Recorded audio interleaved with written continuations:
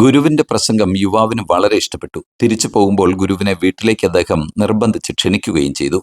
സന്ധ്യ കഴിഞ്ഞാണ് ഗുരുവെത്തിയത്. വന്ന ഉടൻ ഗുരു ചോദിച്ചു, നിങ്ങൾ ഈശ്വരവിശ്വാസിയാണോ? നിങ്ങൾക്ക് എങ്ങനെയാണ് ദൈവാനുഗ്രഹം ലഭിക്കുന്നത്? യുവാവ് അമ്പരന്നു. ഗുരു കൂട്ടിച്ചേർത്തു, നിങ്ങളുടെ അയൽവാസിക്ക് ഇന്ന് അത്താഴമില്ല. യുവാവ് പറഞ്ഞു, ഞാനത് അറിഞ്ഞില്ല.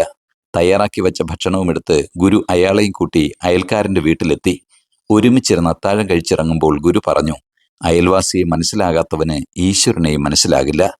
വിശ്വാസിയാണെന്ന് തെളിയിക്കാനും ആത്മീയ മനുഷ്യനാണെന്ന പൊതുജനാഭിപ്രായം നേടാനും നടത്തുന്ന പ്രഹസനങ്ങളിൽ ഈശ്വരൻ പ്രസാദിക്കില്ല. സഹജീവികളിൽ ഈശ്വരനെ കാണാൻ കഴിയാത്തതുകൊണ്ടാണ് ഈശ്വരാന്വേഷണം പലർക്കും സാഹസമാകുന്നത്.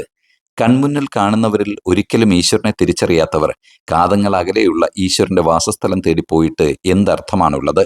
അവനവൻ ആവശ്യമുള്ളതെല്ലാം സമ്പാദിച്ചു കൂട്ടുന്നതിനിടയ്ക്ക് അടുത്തുള്ളവരുടെ അവസ്ഥകളിലേക്ക് ഒരു ആകാശവീക്ഷണമെങ്കിലും നടത്തണം. ആരും അറിയാതെ വെങ്ങിപ്പൊട്ടുന്നവരും കഥകടച്ച് ആത്മാഭിമാനം മുറുകെ പിടിക്കുന്നവരും അവിടെയുണ്ടാകും.